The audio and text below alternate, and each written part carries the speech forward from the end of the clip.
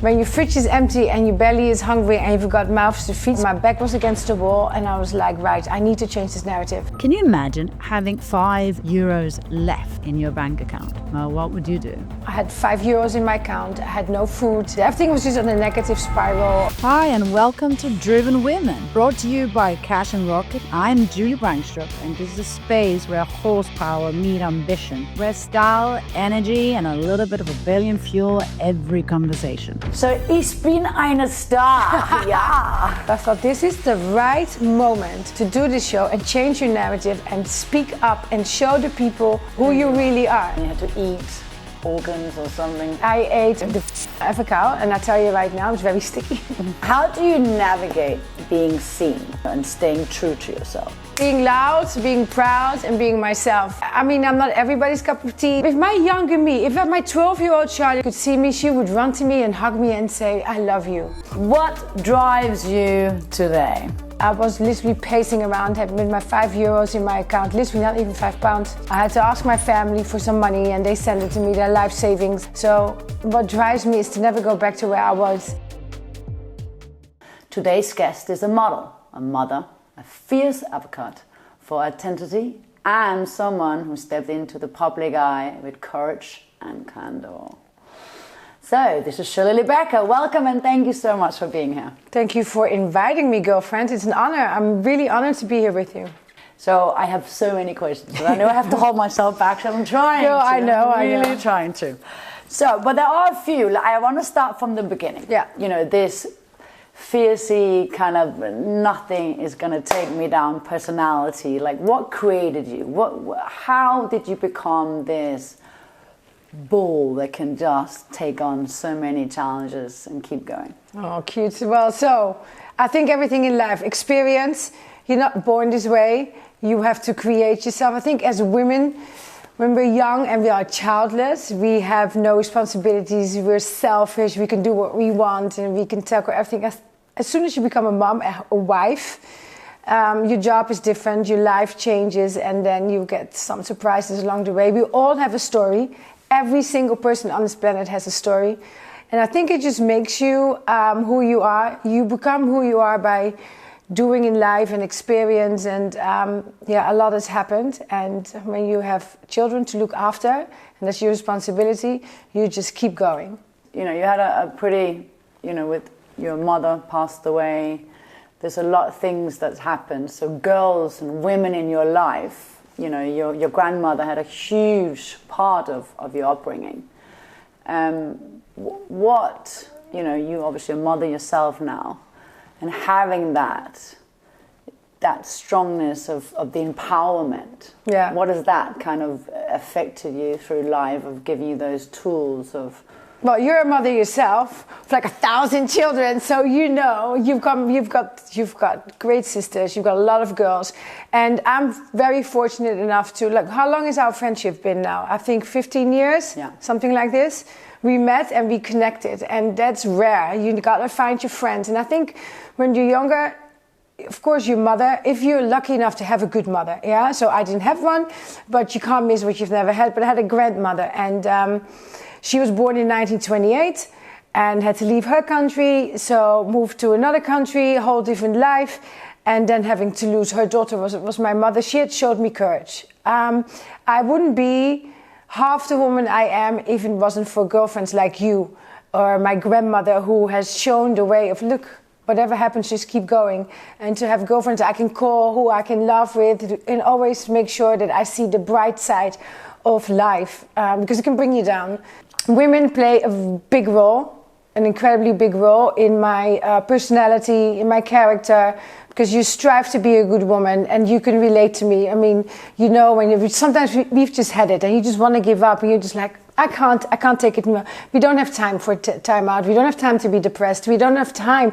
We don't have that luxury. I look up to strong women, and one in particular, who's not just my grandmother, but it's it's Tina Turner. I've read her book twice. She has overcome so much adversity, from having nothing, starting at the plantation, working her way up, being beaten, and a famous scene where she just had enough and she starts running across that highway with no money, beaten up, And she made it. But that was just the beginning. She was down on her luck and she was a superstar, but in a genre. And then she showed that she had to start working casinos. She had to do the bars. Nobody believed in her, but she believed in herself. And that, I think she lived a beautiful life and reached so much more after that I was like, wow, yes. I read the book twice and I'm in awe. So my grandmother and Tina Turner are probably the ones that I'm like, yeah, got it. That's two fabulous people to have in front of you. So tell me a bit more about the whole identity of yourself and the public life, because obviously you were married and had a gorgeous son who is now taller than you, I've heard, and handsome. And tell me, what has that life been like? To answer your question, I'm very lucky to have met and loved and married to a man that I dearly loved, incredibly loved. That was my man. We have broken up, we have moved on, and I have taken with me that experience. Again, it was all new. It has shaped me because, unfortunately, the breakup was very public. It was very messy. I don't think it will ever be where we really want it to be, but it's good enough now. But that has shaped me. You rediscover yourself because you've been put in situations where like, oh damn, and now what? And always being scrutinized, because we also know what it's like. The magazines, we've evolved because now we have social media, so I have my own narrative in my control. I can put out my truth. But there were moments where, and Amadeus was little, it was hard, it was really tough. But then, and one of the things that I still do till today is when I know that it gets messy or I don't know what to do, I go into front of a mirror and I look into the mirror, but I look into the mirror until I see myself looking at myself and I talk to myself. I'll be like, girl, no, let's go. You've got this, you've been here before. Don't do it, like it's self-talk and hyping myself up. Meditation, even when I feel like I'm getting anxious, I just do, okay, 10 minutes, let go. And then I'm like, okay, I got this. Again, that's life experience. And you try not to make these certain mistakes twice. So you think about it. But it has opened up a lot of doors, that lifestyle that I had with him. But having a child along the way, you have to be careful with because I don't want to have my child carry a burden that is unnecessary. So I tread very carefully. I think twice, 3 times before I make certain decisions or I do something. But having said that, I think having that lifestyle, because I'm only 49, 50 soon, and I'm really looking forward to a whole new chapter. I'm grateful, I'm thankful. I really had a privileged life. I mean, a lot of doors opened with him that would have never opened for me. And now I'm creating my own doors. My own doors are opened right now. And for that, I'm extremely grateful. And so your new chapter in your life is obviously also moving from the UK and a new kind of life in Germany for your son and yourself. Yeah. So what are you envisioning? I mean, obviously your work is mainly there. Yeah, my work is mainly there, and it's funny because you've got to be very careful with your tongue. I have always said I would never move.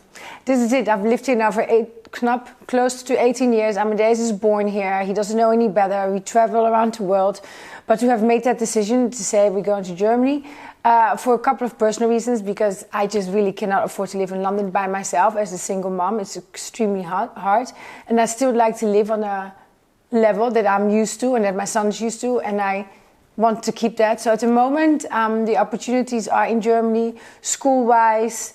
I'm a little bit closer to my family and my other friends that also live in Europe, because it's just easier. Right now, you need to have an ESTA to come here, and they're just making it very difficult. And but I am embracing it. I'm very, very excited. It's a new chapter for my son and myself, and I've explained that to him in the best way possible.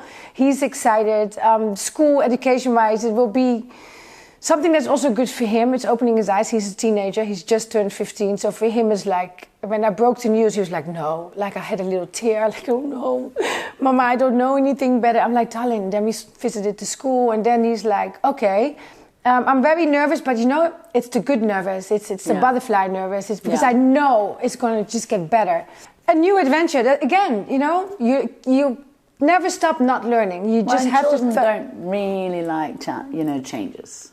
No, not as much as when you get older, more adults. You're enjoying it more. The changes and challenges. Well, you've made the move to Spain. And I came back. Yeah. I also don't think it's forever. Yeah. I don't think it's forever because there's still something like we have our London crew. There's everybody has their crew, but we have a bunch of women and we're all successful. We're all mothers. We've almost a certain age, late 40s, beginning of 50s, and we leave but we come back. I also know that I will come back, but at the moment it's the right time to leave. But we will be back. Fantastic. You can't just leave London forever. You cannot. No, I agree. I mean, I feel it's my home, even though I'm Danish. But this is definitely my home. Right, now to the exciting part. Yes. So, ich bin eine Star. Ja. Ich bin ein Star. Holt mich, hier raus. I'm a star. Get me out of here. That was by far the best decision I have made in a very long time. All right, tell us all about it. Like, why? I mean, how did you even come to the whole conclusion of saying, yes, I'm going to go and go through hell for a month? Adios, amigos. Very, very, very personal. I've never told anybody this, why I really did that. So it was about almost exact to the date, maybe a year ago, that my back was against the wall. I had €5 in my account. I had no food. I didn't pay my rent for 6 months. Everything was just on a negative spiral. Obviously, with the ex-husband, I just got nothing but negative. What's the word I'm looking energy. for? No, yeah, negative energy and negative publications. No, not publication. What's that word? Press. Negative press. And when your fridge is empty and your belly is hungry and you've got mouths to feed, because I also have an au pair, my back was against the wall and I was like, right, I need to change this narrative, because I had allowed other people to speak negatively about me and just sort of, spoke negatively about me, and I didn't stood up for myself. I just let it all go, and then I was in a moment in my life, and in my kitchen, I remember it like yesterday. I was literally pacing my kitchen, and I'm looking at my account, €5. I'm like, shit. And my son said, Mom, I'm hungry. There's nothing in the fridge. I was like, right. I never really want to do this show. I don't want to do this show, but I thought this is the right moment to do this show and change your narrative and speak up and show the people who you really are. With no makeup, no filter. You're going to be hungry. It's going to be rough. But your personality, you can't change that. I want you, literally, this is how I spoke to myself, like I just told you, the scene of the mirror. Like, what am I gonna do? Like, girl, you've got this, girl. You have been in worse situation. Go have some fun. Go and show. And it was everything, it just happened at the right time. It was Amadeus had then half term from school. The final would have been on his birthday. I never went out to win it. I just went out to show myself.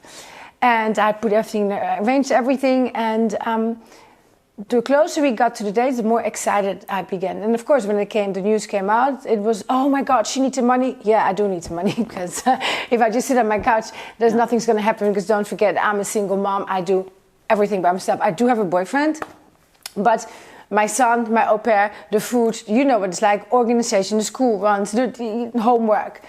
And when there was literally no food in the fridge. So again, she needs the money, she needs to do this, and I kept quiet. There's nothing wrong with that. No, of course there's nothing wrong with that, but this is then, you need to stop having other people doubt yourself. But I was fast and firm, and I said to myself, Lily, you don't have to win it, but just don't be the first one to get out. Like, I don't want to be the first one to go home. And then I met the most amazing people in this platform, on the show.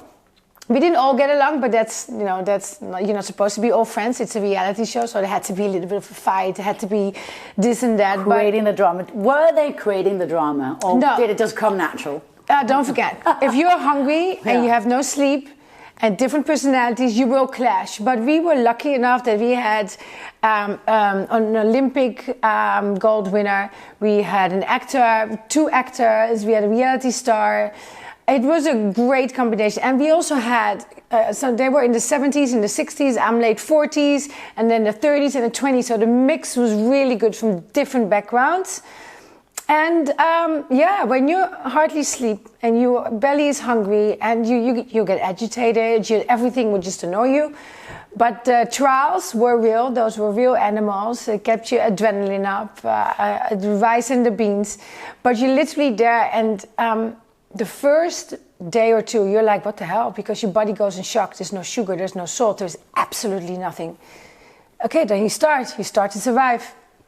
But the plus was also no social media, no other voices other than yourself and the situation you're in. It was the best decision I have made in a very long time, and I'm very grateful for the show. But also, I mean, the things they put you through. Yes. You know, sometimes when you watch these programs, you're like, how much did they make, the editing, etc. And I remember watching with your goddaughter, where you're with the whole thing comes down, you had to eat organs or something. Girlfriend. She was like, oh my God, she wanted that. And we went, oh, I did it. Tough to even watch. Yeah. But when you're hungry. So the snakes, the bugs, everything is real. And I had to do the food challenge. I just said, listen, I went into Lilly world. I was like, no, girl, don't think about it. Just drink it. Just drink it. Just eat it. I mean, I had to eat a live worm. I had to eat two of the live worms. I was like, but you switch. You just go off. You know, you're just like, you have to do it because it's real. Like, if you don't eat it, you don't bring the star back to the camp, you really don't have any food. And we were starving because I think we were also the first that brought home the least amount of stars. Our episodes. Oh, really? Yeah, we brought home back because the first 3 trials, this poor kid, Sam is his name, he had to do it and he didn't bring back any stars.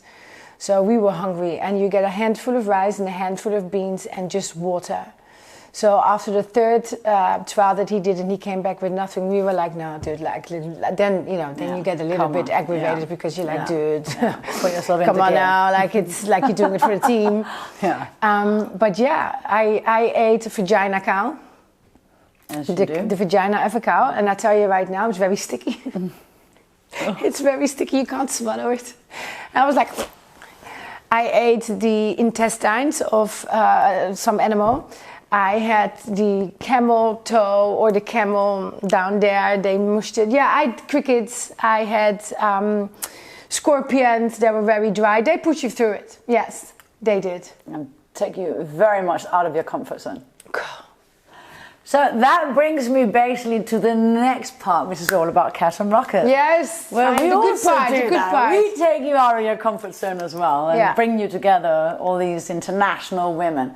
So what are the moments of any of the Cash and Rockets? You've done a few that really stands out, where you're like, oh my God, I'll never forget this. Obviously you, because you're the boss. So I remember, I think it must have been my second one, because we drove from London up to Paris, or from Paris to Monaco, one of those trips, and in the French highways, they were telling you, so they've got your license plate, and they're telling you, you're going too fast now. I was with my co-pilot, Natalie, and I'm like, Natalie, that's my car's registration.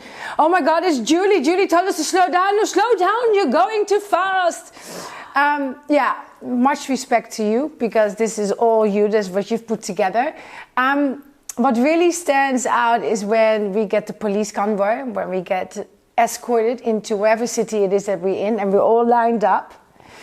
And you're like, wow, this is very cool, because we're loud and the cars are all branded, and we'll make sure that we are seen, that we're being heard, so people are looking at us and they're asking us, and then we actually have to explain what we're doing, so we get to not promote, but we get to talk about the cause, about the charity, why we do what we do.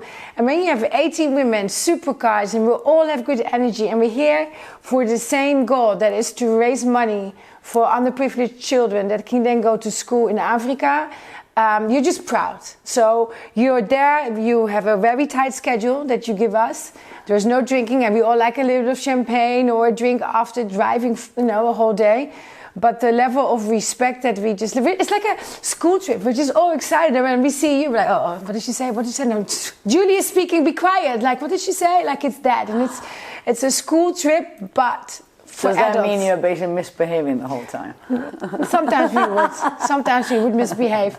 But it's like, here, okay, this is the route. This is where you have to go. See you on the other side. Find your own way. And it's something that nobody has done. And you do it the right way. And you get, we've done it with Paris Hilton. We've done it with Selena Ebanks.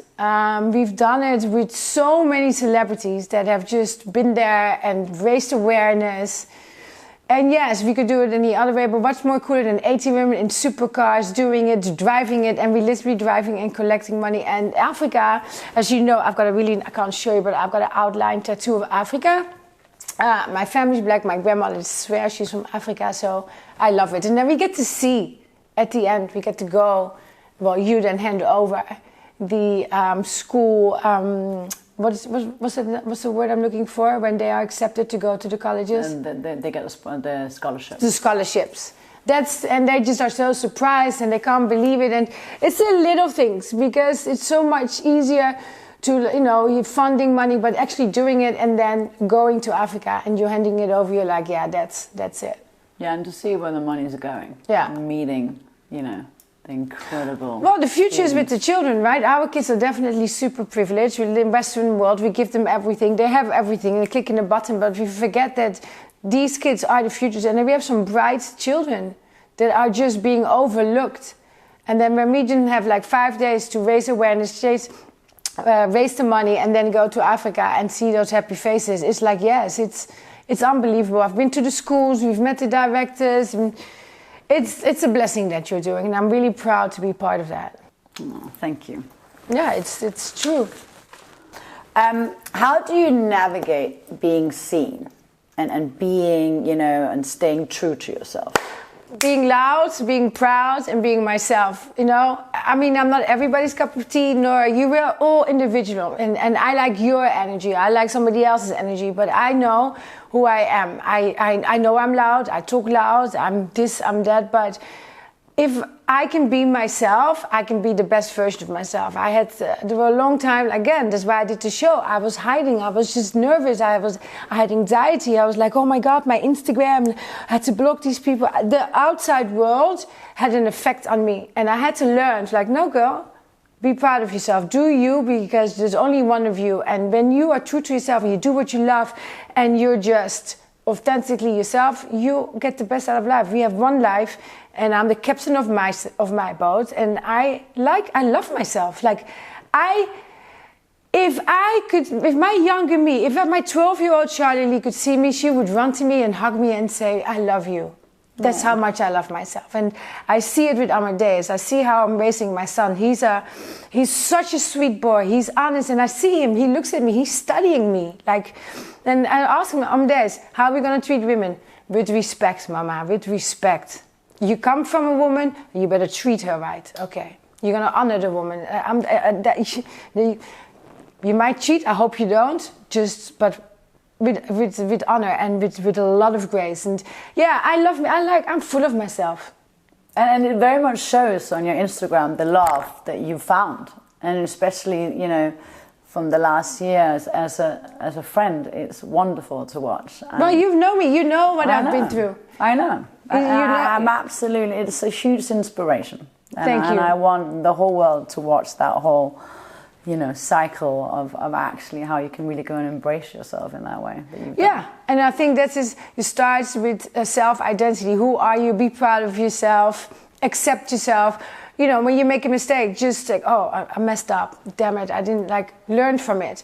But I think everybody needs to be themselves, whether you're skinny or overweight. I'm also I'm in menopause, and I think that changes a lot. I look up to older women, whereas before I was like, oh no, I was like, I can say that about 10, 15 years I was a bit egocentric. I didn't like myself, but I didn't know. You learn. Yeah. And now I love having conversations with I wouldn't say elder women my age, that I can learn from and look up to and ask questions. And I think being in menopause, your whole body changes. I've lost a lot of weight. I feel better. I sleep better. I drink less. I meditate more.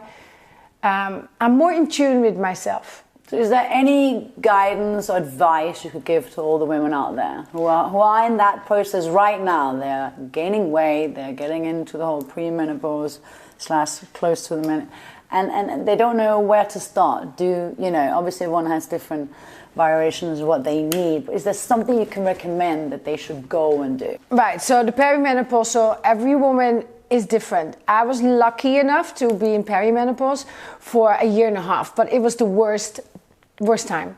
I mean, out of the blue, girl, I'm like, am I pregnant? What's going on here? I had cellulite on my arms. My face was just, I had anxiety. I couldn't sleep, the hot flushes. And I found a private doctor who specializes in menopause. I saw her. She put me immediately on testosterone and estrogen. And we had to play, because you have the patch. It didn't work for me, and I have to play about 6 months until I found the right dosage. At the same time, I went on Instagram, I went on YouTube, Davina McCall I read, and that led me to other women, just to understand what it does to you. And now there is so much information. Naomi Watts has something on, it's called Stripe, I think, on Instagram. You've got... I don't want to say her name, but just go put in perimenopause and menopause and the information that you get. You feel seen, you feel heard, it's understandable, but everybody's different. But read about it, you feel much better. And now I'm in menopause, and thank you, God. Thank you. I'm hormonal, not where I should be, but I am definitely good. I'm happy. I'm healthy, sort of. I sleep well, hardly any hot flushes, and I keep on reading and so keeping up to date is very important. But there are the basics that you need to do. Not everybody wants to go on the HRT. I get that, but I didn't want to have the hot flushes. I couldn't bear it, and also it's the hormonal imbalance. Like my belly was just up here, then my arms were here, my face. I couldn't sleep, irritated. I walk into the room, literally. I'm like, wait, what? I'm like, no, Lily, no, wait. No, but why was I here? And just the anxiety and. The day I was in the jungle when I hit my menopause, and I was like, hang on a second. It's been a year. Oh my God, oh yeah. And then as soon as I came home, I went to see my gynecologist, and she was like, yeah, you done it, you're in menopause, and I just sleep better. But you need to watch what you eat. You need to definitely, what is it? Do you want to sleep or do you want to drink? Because that doesn't happen no more. Like I don't drink as much as I used to. I if I want to drink, it has to be like the weekend, or it has to be a special celebration. Weight training, so no more cardio. You're going to lose the muscle. You need to amp it up. You need to watch your food. It's a whole lifestyle change. And like we're getting older. So maybe that's one of your new adventures, to write a book about it, about your whole journey. Yeah, it's in the making. I still have a few obstacles to overcome, and then when I've got that, I'll be like, yeah. Perfect. Now, there are certain things in life, but what are that one thing what you will not compromise on? Good question, Frau Brangstrup. Oh my God. But it's a good question, because I, for myself personally, would not compromise on my health, because I've been through the whole menopause, so I prioritize that. And I won't compromise on myself. I am right now in the middle of, building myself back up, and I'm in a good way and a new adventure. And I'm just in the fast lane. I'm looking for it straight. If something doesn't feel good, it doesn't fit for me, I don't compromise. But my health, because that's the thing that we have. It's our health. If we're not healthy, we are not wealthy, because we can't do anything. We have one body, and again, I have got one son and one au pair that I need to look after, and I've got to stay healthy. So I won't compromise on health or myself. Okay. What about you? What don't you compromise on? Let me go back to you, girlfriend. What won't you compromise on? No, probably health as well, for sure. I won't compromise on just getting my hour to myself for sport, and just get my thoughts to myself without anyone asking me any questions.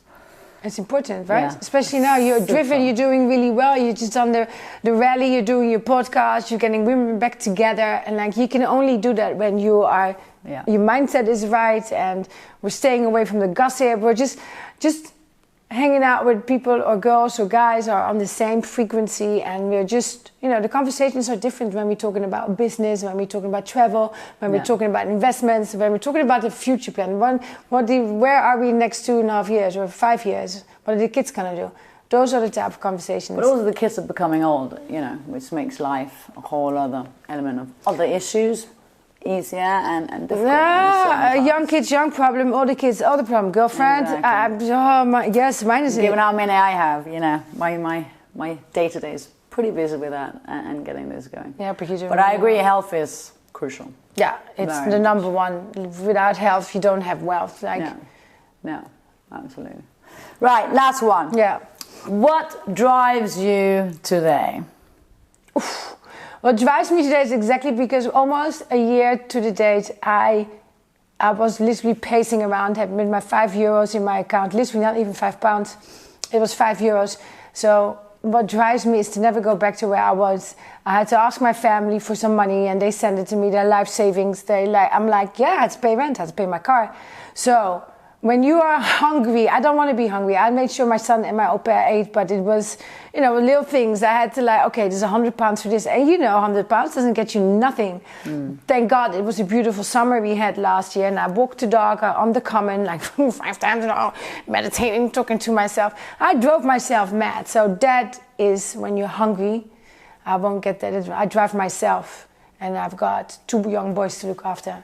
That's my drive. After I'm like, okay, now go, remember how you were pacing up and down. And that's nice because I'm leaving that house now. And I'm going to a whole new house. So I'm excited, but I will never forget. Never. I mean, I was 48 and I had €5 in my account. It's embarrassing. But life happened. And then now I've got so much coming at me. So I'm the blessing, the just shifting. So, but never forget what it feels like to be hungry. And then your kid's hungry. Damn, that's hard. Yeah, it's hard to watch. Yeah, but you know, lesson learned. Look, I'm thriving, I'm happy, I'm good, I'm with you. Like you're doing your thing. It's just, it can all switch. You just have to. I made that decision to do that show and to show everybody who I really is and how I take and inspire them. The best is like when I have little kids. I had to do a charity walk and I had this little kid. She must have been 8. Hi, Lily, I saw you and I called for you. You're so cool. Can I give you a hug? And I'm like, you have no idea what that means to me when you hug me.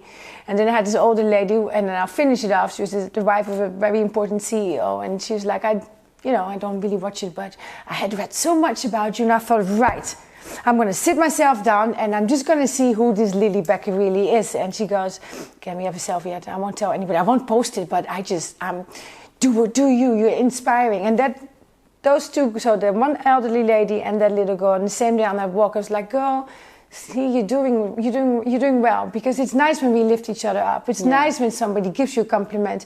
It's nice to hear that, and when you hear it from either children or somebody, a woman that's established, has got it all, but she's working on it. It means so much more. Yeah.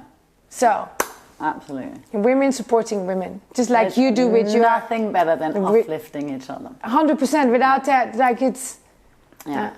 But you can only uplift another woman if you are clear and beauty and strong from the inside. You know, and real.